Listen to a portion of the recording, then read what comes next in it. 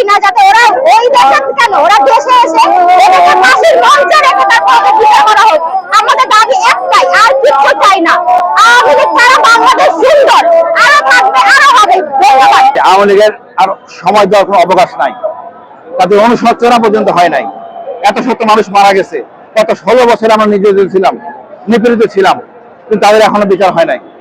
বিচার হোক, চলমান আছে, ঠিক আছে, কিন্তু আমরা চাই জরুরি এই দলটাকে নিষিদ্ধ করতে হবে, আজকেই করতে হবে।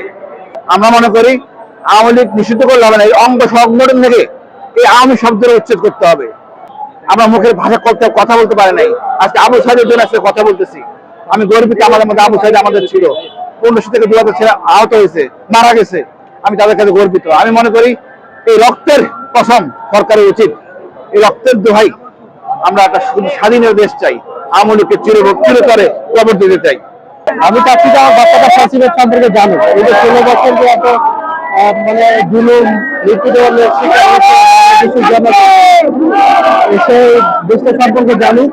আমি এই জন্য তাকে নিয়ে আসছি, এই দেশ সম্পর্কে জানবো, দেশের বর্তমান অবস্থা সম্পর্কে জানবো। গত 16 বছর যে আওয়ামী লীগ ফ্যাসিবাদ কাম করেছে, রাষ্ট্রকে ক্ষতিগ্রস্ত করেছে, গুম, হত্যা, লুটতরাজ, রাষ্ট্রকে সর্বত বিকলাঙ্গ করেছে। আজকে মানুষের দাবি উঠেছে আওয়ামী লীগের নিষিদ্ধের। হিটলারের নাৎসি পার্টি আজও কিন্তু নিষিদ্ধ আছে সেখানে, তারা কিন্তু রাজনীতি করতে পারেনি। ভারতের পপুলার ফ্রন্ট অফ ইন্ডিয়া এটা এই মোদী সরকারের হাত দিয়ে নিষিদ্ধ হয়েছে, আজকে 5 বছরের জন্য নিষিদ্ধ হয়েছে। আমরা বলতে চাই আজকে বাংলাদেশের যে আওয়ামী লীগ, এটা কোনো রাজনৈতিক দল না, এটা একটা সন্ত্রাসী গোষ্ঠী, একটা লুটতরাজ বাহিনী, একটা ফ্যাসিজম কায়েম করে গত 16 বছর রাষ্ট্রকে বিকলাঙ্গ করেছে।